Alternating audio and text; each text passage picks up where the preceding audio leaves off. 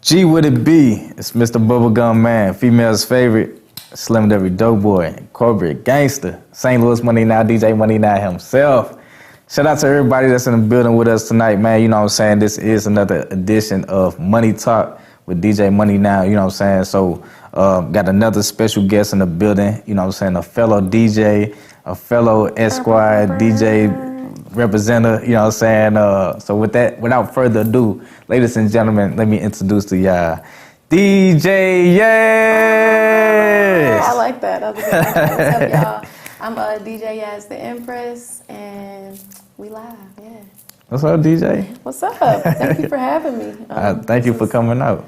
Yeah, this is a big surprise. Y'all should see this studio. It's really dope. Yeah, you know, we do big things here, you know what I'm saying? Like, you know, this it's like what we aspire to do, right? Yeah, you got to do things on a big boy level, so say we in the big leagues now. Hell yeah. Batting 1,000, you hear me? Yeah, you feel me? Somebody told me they had to remind me we in the big boy league, so that's what I'm going to start using now. Yeah. Okay. But yeah, I'm DJ Yaz. I'm from Pittsburgh, PA. I've been in Vegas for the last year and a half, and I've been in Atlanta for the last, it'll be 2 months. 2 months, huh? 2 months fresh. Okay, so let's stop there before we move forward.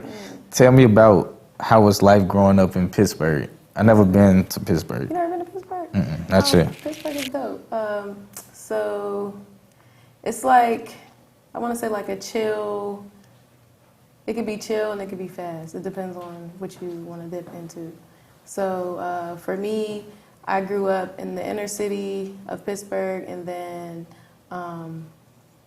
there was like a brief moment. I moved to Ohio, Columbus, with my grandmother, and then I moved back to the city for a little bit, and then my high school, I moved like a half an hour away on the outskirts of Pittsburgh, and like basically was on a, I guess, suburb part of the city, I don't know. But so basically, it's a lot of hills.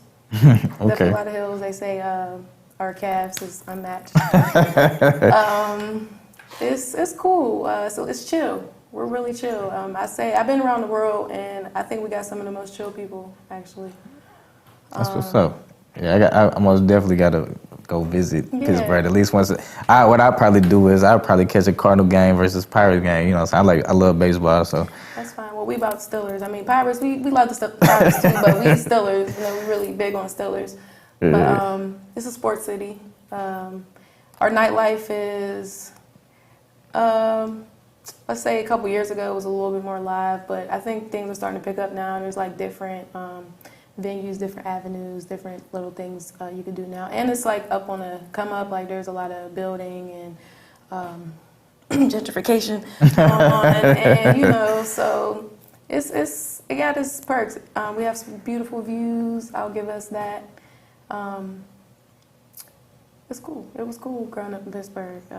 That's, you know, it made you who you are. Made me who I am, you know. So was you a DJ in Pittsburgh? Yeah, I was a DJ in Pittsburgh. So I actually started as a model. Okay, yeah. Tell me about this fascinating journey of yours. So I went from the military to modeling. Okay, hold on. You can't just go past that like you just say that. Hold on. So military, what branch and what you do? So I was a National Guard. My MOS was 92 Yankee. Yankee Supply Specialist. Did that for 5 years, and then actually somebody I was in the military with, she was modeling, and I had hit her up because, you know, people always be like, you should model, but I was like, nah, I don't want to be known for just being pretty, so I wanted to take the, you know, the other route.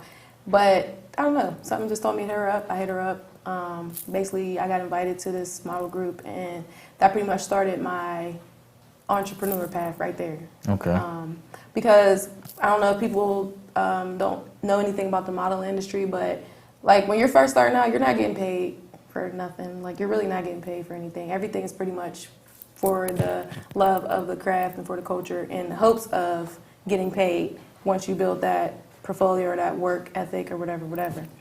So for me, I always found ways to get paid, which turned me into an entrepreneur, and then it turned me into An event planner. I did TV. I was a personality for a show called The Pulse. It was like the Pittsburgh Top 10 Countdown, like basically like One Citizen Park. For real? But Pittsburgh, yeah. Okay, but we did artists all over. Like we even did P&B Rock and stuff. Like before he even, like we did his song and then he, you know what I'm saying, after that. Let me find out y'all broke him. I don't know if he broke him, but we definitely gave him some promo or whatever. But, and then from there, I did radio.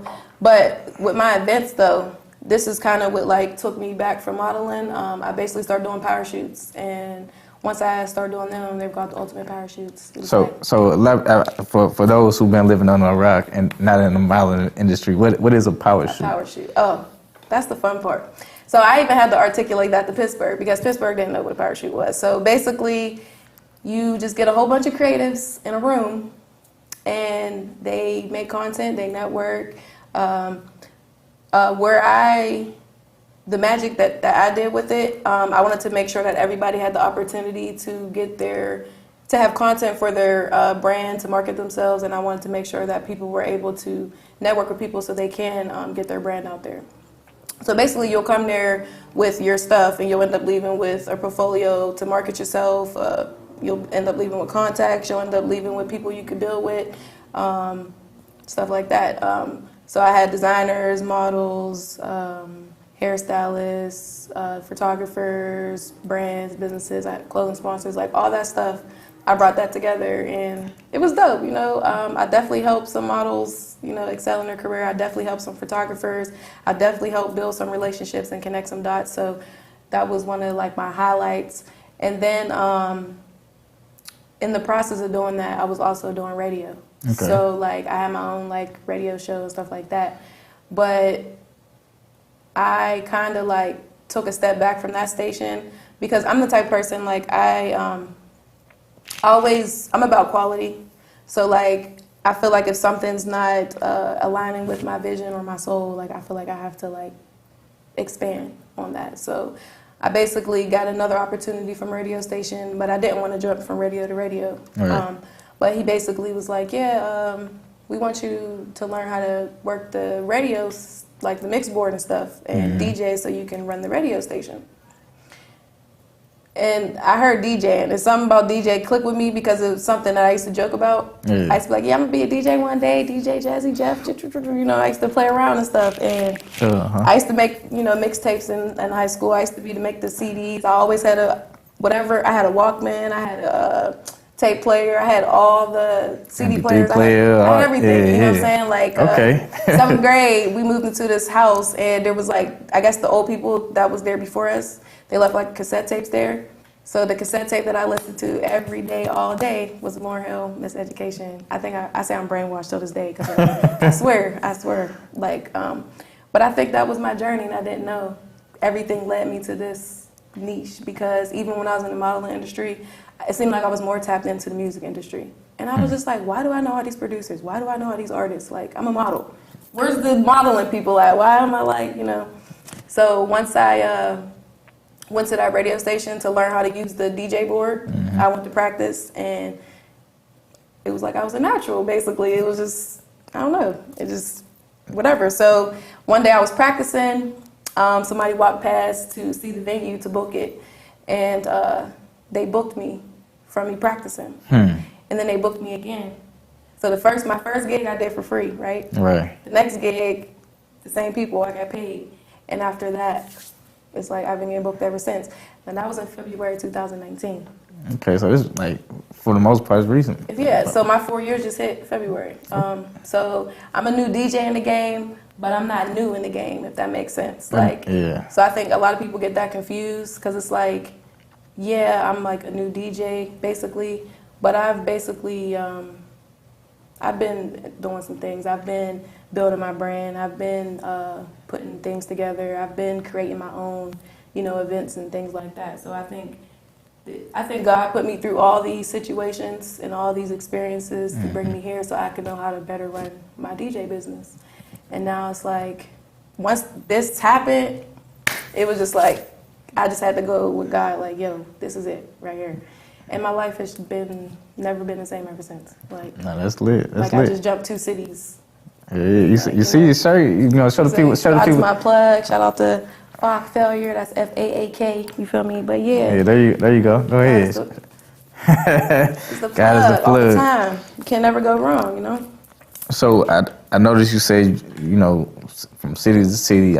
You said you used to live in Vegas. How long you lived there, and what did you do there, and what made you come to Atlanta? Okay.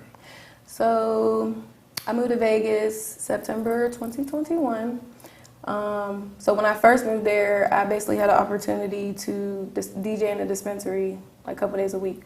So I took it. One day I was just visiting Vegas, and I seen a... Wait, talking about, you say you got the DJ at a dispensary? Yeah.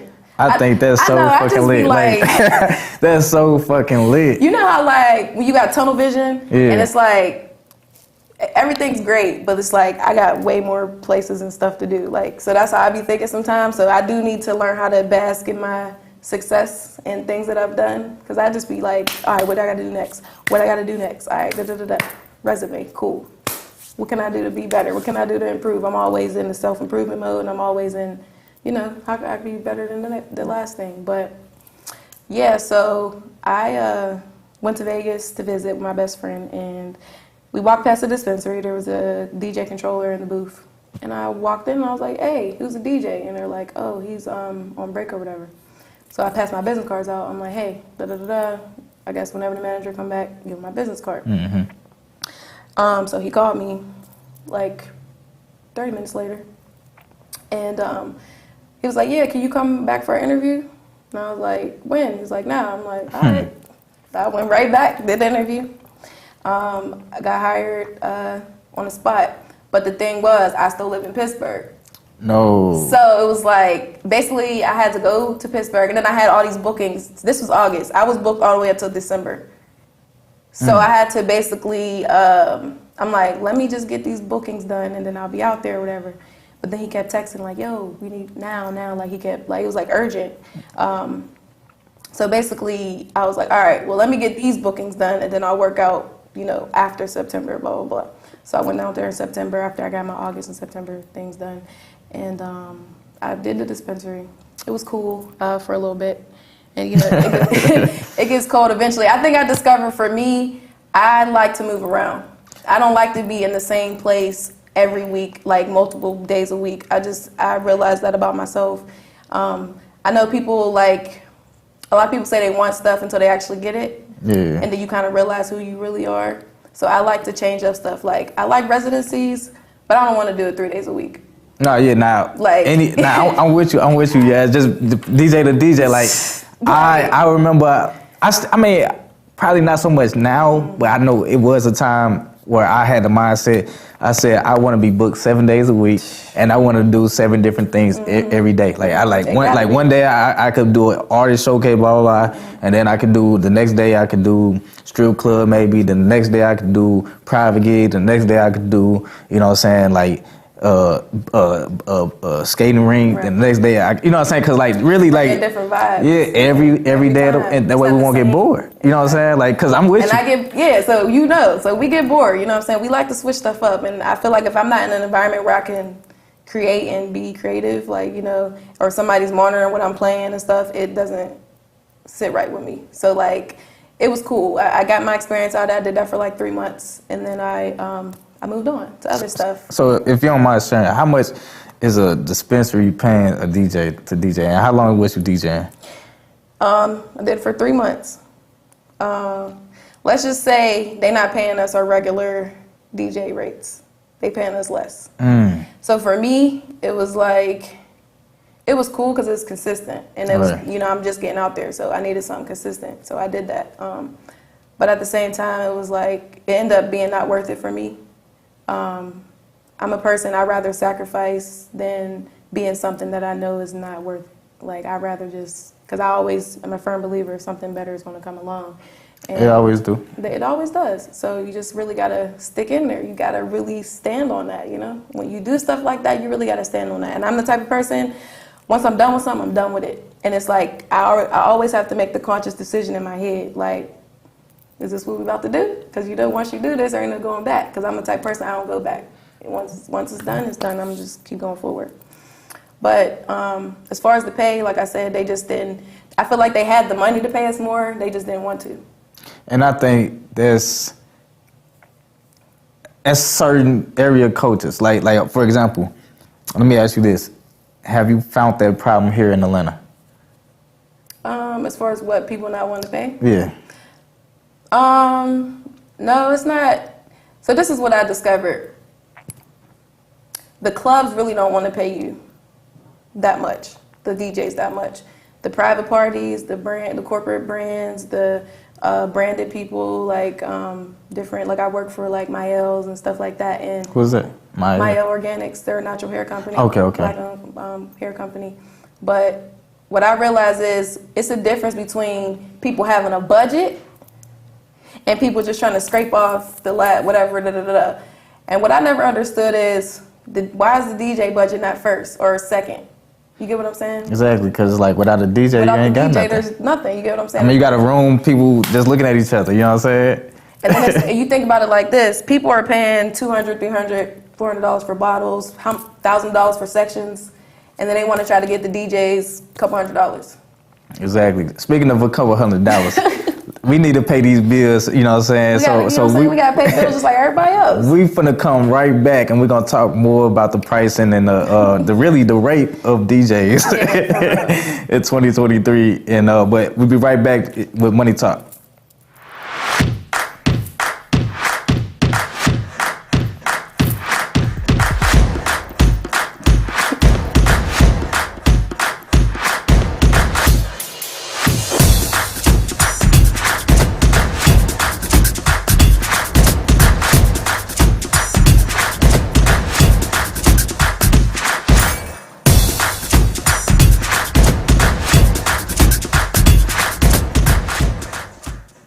And we back. Welcome back to Money Talk with DJ MoneyNow. You brought to you by and sponsored by APAP Media Group, man. So, you know, once again, we got our guest, DJ Yaz, the Empress in the motherfucking building. You know what I'm saying? So before we went to commercial break, we was talking about some pricing with the DJs and stuff like that, because that's the biggest issue I didn't face. You know what I'm saying? At least because, like, back home in St. Louis, I'm gonna tell you this. I wasn't a DJ in St. Louis at all. If anything, I got my start in radio. I was in promotions, you know what I'm saying, started hosting shows, started managing artists. Like, that was like my story, you know what I'm saying? But then when I came here, I was like, the hosting that I was doing in St. Louis, rocking the mic, blah, blah, turning people up, that ain't the same hosting here. Hosting here, oh yeah, come host the show. But they had 5, 10 other people come out. And it just, it's just like, and I'm like, man, what a mic is? I'm trying to turn this motherfucker up. What's happening? You know what I'm saying? I was like, okay, well, host, I can't do that here. So I was like, all right. And then I was like, well, everywhere I went, I had a DJ. And I was like, shit, I'm musically inclined. Let me go ahead. You know what I'm saying? So I invested in my equipment. And then I just hit the ground running. But like, my first gig was paid gratefully. You know what I'm saying? Thank you. No, but I was just so excited. I was just. I mean, that's what we do. Yeah, you know what I'm saying? Let's get it done. Don't get me wrong, because I was, when I first became a DJ, I was going to different organizations and just trying to get in where I fit in, trying to learn with somebody, because I'm really self-taught, probably like you know what I'm saying? But I also, like you, I got around some DJs too in Pittsburgh. So that's what I'm saying. Pittsburgh helped me develop my technique. Mm-hmm. Vegas helped me develop my entertainment side. And I think Atlanta's going to help me be fruitful in all of that. And, you know.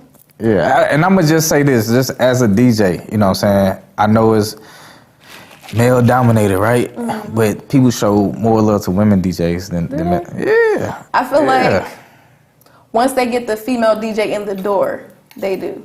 Once they discover that she can actually DJ, they do.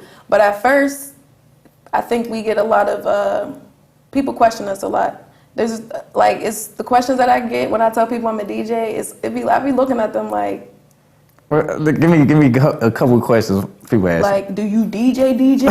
Or like, do you DJ? Or like, you got like equipment and stuff? Like really like, yeah, what do DJs have? Like, yeah, I really DJ. I've had people, now don't get me wrong, I do like when people are surprised when they found out how good I am, but it's like, not the people that when I tell them I'm good and then they see me and they're like, oh, wasn't playing. It's like, yeah, bro. I didn't leave my city to go to another city for nothing, you know what I'm saying? But that's just also because I believe in myself that much. But I feel like females get a little tested a little more. And then we also have to weed through people's intentions. Yeah, because I'm going to tell you this, like... Men's intentions? Yeah, because, like, with being a attractive DJ as a woman, in your case, like, you know what I'm saying, like, men will hire you just off that. Like, you know what I'm saying? Like, you ain't even really got to have no skill. Because I know some DJs that might be attractive, you know, easy on the eyes, and they get booked, and I'm like... Yeah. Man, she not fucking with me. I mean, it ain't no competition. It's not a competition, but I see what you mean because, like, I try not to be judgmental either, but there's some places that I've been to and I'm just like, well, if that's all they got to do, then shoot. I must be, some places I feel like I'm working too hard. Like, I'm like, okay, if that's, you know what I'm saying? So that's how I know also, too, in this industry, it's about who you know, too. Yeah, It's like, literally, like, I have not had not one person ask me for my resume. Yeah, I mean, now that I never had that in Atlanta either, and I think that's maybe a Atlanta cultural thing, but like, because like it's a gig versus like a job. You know what I'm saying? Like I'm an entrepreneur. Or just like EPK, you know, just like I'm just saying, even to walk into a venue and be like, yo, this is what I've done, blah blah blah blah. It's really like, oh, I know this person, this is so and so, da da da da da, and then they go and talk to you and have that conversation. But I feel like sometimes it's a little bit more stiff when you're just trying to go and just talk to people and just conduct business, you know. It lightens it up a little bit when you are introduced or like if you know somebody who knows the person or can vouch for you or something like that. So that's one thing that I found in this business because in modeling and all that stuff, it's about your resume. It's about your quality of your portfolio. It's about the things that you have done, like doing events and stuff. None of that matters. It's about if you're able to do the work to bring people together, you know, stuff like that. DJing. Now, I have gotten bookings just based off of, oh, I've seen your social media and I like your energy. Oh, I've seen your social media and I like your brand. Oh, you fit the brand of what we're trying to do. Now, I've gotten that, definitely. But I just feel like sometimes it's a little bit more about who you know. Yeah, and who knows you? Like, you know what I'm saying? Like, and who knows you? Because we can know whatever. I know of Nelly. Right. You know what I'm saying? But if you don't know of me, then it's like, huh? You know what I'm saying? Like, I can't stand name droppers. Name droppers. I'd be like, okay. Mm-hmm. They be trying to get some clout off, I'll just be like, somebody else's okay. name. Well, how much money are they putting in your bank account? That's part. Hey, you know what us DJs need for real, and maybe just nationwide, maybe global, but especially in Atlanta. We need a fucking union. You know what I'm saying? I feel like if we had a union, DJs wouldn't be getting raped out here like that. You know what I'm saying? Like, because at the end of the day, like, you know, like, people, I mean, and it's a double-edged sword because it's like, okay, on one end, it's like, of course I'm going to take advantage of you if you don't know your worth or know your value or got your business in order. Right. But then again, it's like, on the other hand, it's like, damn, how the bartenders making more than the DJ? How's the bar back making more than the DJ? You know what I'm saying? Making more than the DJ. And it's insane. And it depends. So that's why like I'm in the business of really just build my foundation and solidifying my brand because your brand is everything. They're gonna pay for that brand. They're gonna pay like when she was when Queen was selling you and all that stuff. Like the fact that she said. Mentioned about like free promo and like everybody that you bring is going to post and so that's more like all that stuff is what you know adds to that and increases your rate and also you got to know your value. Like me personally, when I first started I was doing like $25 an hour literally, but that only lasted a couple months because I started hanging around real DJs who was like right. We not doing that because like we not doing that. I'm gonna tell you that like what you saying, and I think that's the problem because you got new DJs, you got experienced DJs, and everybody in between. So it's like, as a new DJ, you so excited for work, you just want to rock it out. For 4 hours, no problem. Like, I'm there. Easy as $100. Easy money. You feel me? Now it's like $100 for what? Like absolutely not. Run it back. What? Listen, I was doing this residency in Vegas. Another one. That's what I'm saying. I'll walk away from stuff if I feel like it's not. It was going well, you know, but eventually it came to the point, so you're paying me my rate, right? And then you want me to stay 2 extra hours once you see, you know, things are going well, but you're not offering me no more money. That don't even make sense. Pete, and then even mentioned they even knew a DJ that could do it cheaper. I said, well, dang, if you know somebody that's going to DJ 6 hours for less than what you're giving me, which is my rate for 4 hours, you must be getting like a new DJ or somebody who trash. You know I mean, let's put it out there, because it's some trash ass DJs. Like, I'd have been in the same position to where, like, okay, I started knowing my worth. Whether it was really knowing it, or just I just want to pay increase, because at the end of the day, we do a lot. We do a lot. And the smoothness of the show is every fucking thing. I know you've been a part of. You probably never been that DJ, but you've been a part of other things where DJ is dead music. Like, he playing some shit, and I'm like it's just like you know what I'm saying? Just that face, like. Yeah. Like, what? You know what I'm saying? And then you also been a part of DJ experience, probably just DJs rocking them off. Like, okay, like, damn, you cold DJ. I see. You know what I'm saying? So it's like, and with that being said, it's like, I found this problem, and maybe you could help me with this. Because, I mean, well, when I say this, it's like, I come to somebody, give my rate, or they ask me how much you charge, and I tell them. And then I don't ever hear back from them, because, you know what I'm saying? Like, I ain't on no. Too expensive. But it's like, damn, y'all want us to do. It's not even expensive though. That's the thing. They just used to DJs probably taking $100 for 4 hours. But when you tell them, actually not $100, $125 an hour. And it's like, sometimes $250 an hour, depending on the what. You know what I'm saying?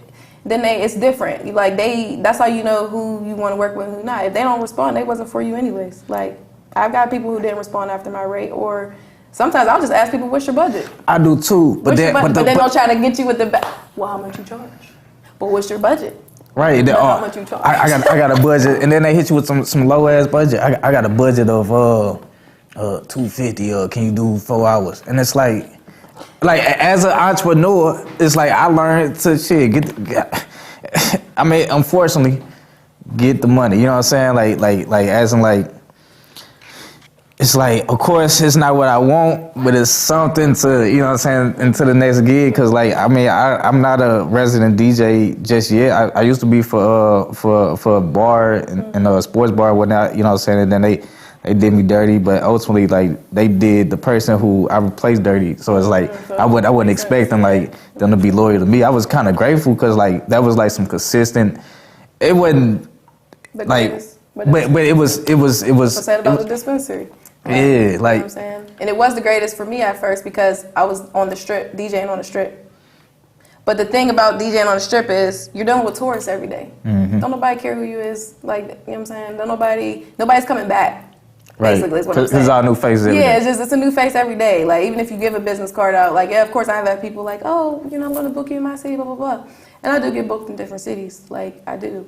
But I just think I want to build my own community of people, or just continue to attract the right community of people. I don't want to have to deal with different people like every day, like unless I'm going to different cities and doing different stuff. But I also want those people to be familiar with who I am and what I'm coming to bring. You know what I'm saying? Yeah. I want to work with people and play for people that know they want me. You get what I'm saying? Yeah. Like, I don't have time to be like trying to prove myself to like. What's for me is gonna always be for me. So like little stuff that I get, it'd be like, yo, like I say, even the Mayo thing. I did something for the Collective Pack, which is one of the top 3 black collectives with politicians and stuff like that. So like, I got to fucking DJ on the rooftop of the Palms for Ghost Bar. You know what I'm saying? There's stuff I've gotten to do that is like lets me know, like, you know, you're on the right path. But it also requires sacrifice, because I could be like, I got into a debate with somebody about why aren't you in the strip clubs and stuff like that. And it's just like, I could do that if I want to, but that's not where I want my energy to be. That's not where I want my brand to be. Because I also work with kids, I also work with corporate people, I also work with hospitals, like stuff like that. Okay. And I have to keep my brand clean. So like, there's just certain stuff I'm just not going to put on. Even if I was the DJ in a strip club, it's not going to go on my social media. Makes sense. Because like you said, it's your brand. Like, whereas my brand, like, I want people to know. When I say do everything, I ain't trying to do no bar mitzvahs or nothing like that. But I'm just saying, for the most part, like, yeah, I got a well-diverse portfolio of things that I do to where I could offer services or products to anybody, to where like I ain't leaving no money out there. Right. You know what I'm saying? So artists, for example.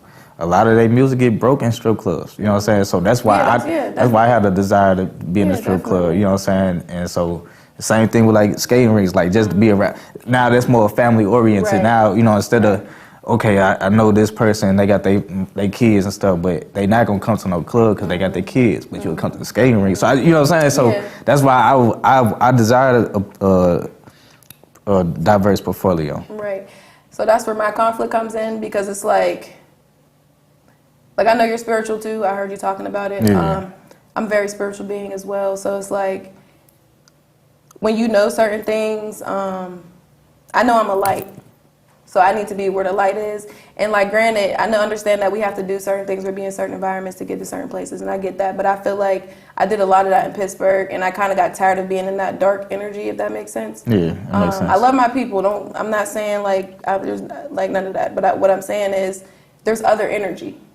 I've experienced it. I've been around it. I'm living in it every day. So I just feel like there's more out there than just the strip club, the regular hood bar, the regular club, where, you know, it's way more stuff out there. And there's a whole bunch of other genres of music out there. So that's where I come from, where I'm coming from. And also, when you speak on breaking the artist records in the strip clubs and stuff like that, I also want to break records from artists that people don't even never heard of, or that they should know, that people that have super dope music, artists that have super dope projects.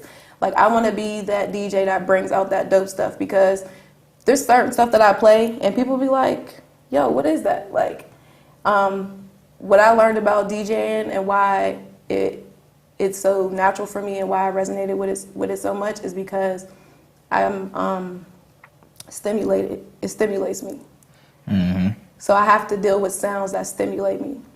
If that makes sense. No, it makes total sense. And I feel like the best compliment a DJ could have, you probably experienced it, I know I have multiple times.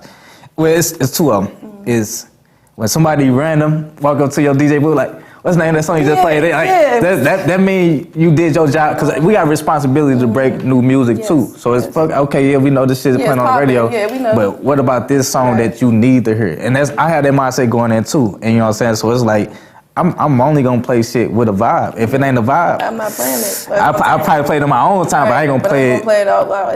Exactly. So and then the second most compliment is you my favorite DJ. Like, you know what I'm saying? Somebody ever told you that? Yeah, I say that. So I say I'm your favorite DJ's favorite DJ.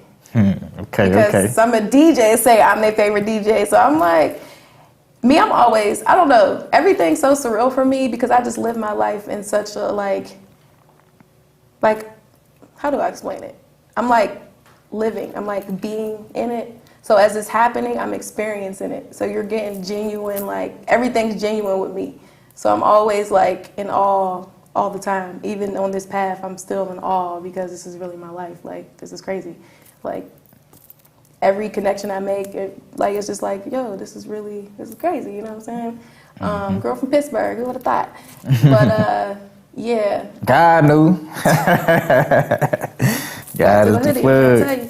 But yeah, I like that, but I try not to, get caught up in that stuff, because I don't know, it's a lot of ego, a lot of politics. And me personally, I know it's there, but I don't care for that stuff, honestly. I'm here to play good music and make people feel good and heal people and make people smile and give them memories that they can remember forever. Like, that's what I'm here for. Like, all the other stuff is cool.